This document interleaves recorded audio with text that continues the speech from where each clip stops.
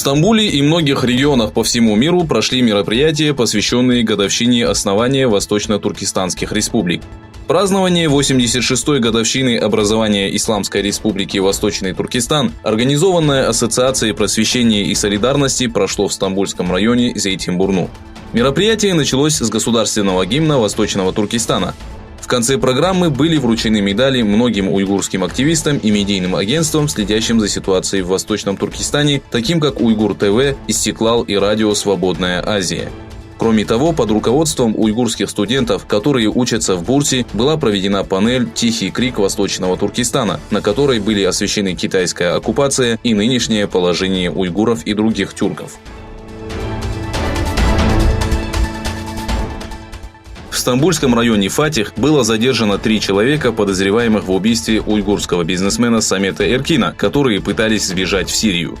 Во время допроса подозреваемые признались, что совершили нападение из-за проблем Самета с кредитором в Киргизии и сообщили, что машину, на которой они скрылись с места преступления, спрятали в районе Пендик.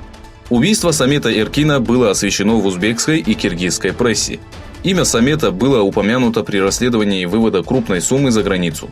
Согласно полученной информации, Самет перевел из Восточного Туркестана в Киргизию $700 миллионов, а затем вывез эти деньги в Турцию. Китай осудил США и Англию из-за заявлений относительно беспорядков в Гонконге. По сообщениям South China Morning News, критикуя заявления США и Англии об обеспокоенности ситуации в Гонконге, официальный представитель Министерства иностранных дел Китая Ген Шуан сделал следующее заявление. Неискренние заявления о справедливости – показатели их двойных стандартов и плохих замыслов. За последние недели в протестах, не прекращающихся в Гонконге с начала лета, увеличилось число насилий во время столкновений полиции с демонстрантами.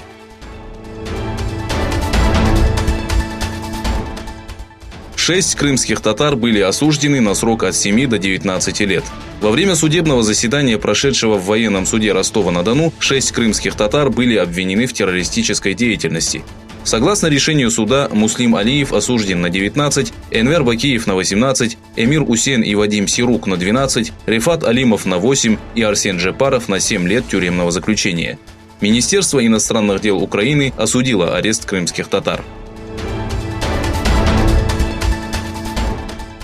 Во время выступления в экономическом клубе в Нью-Йорке президент США осудил Евросоюз и Китай. Дональд Трамп заявил, что торговые ограничения Евросоюза несправедливы и даже хуже китайских по многим аспектам.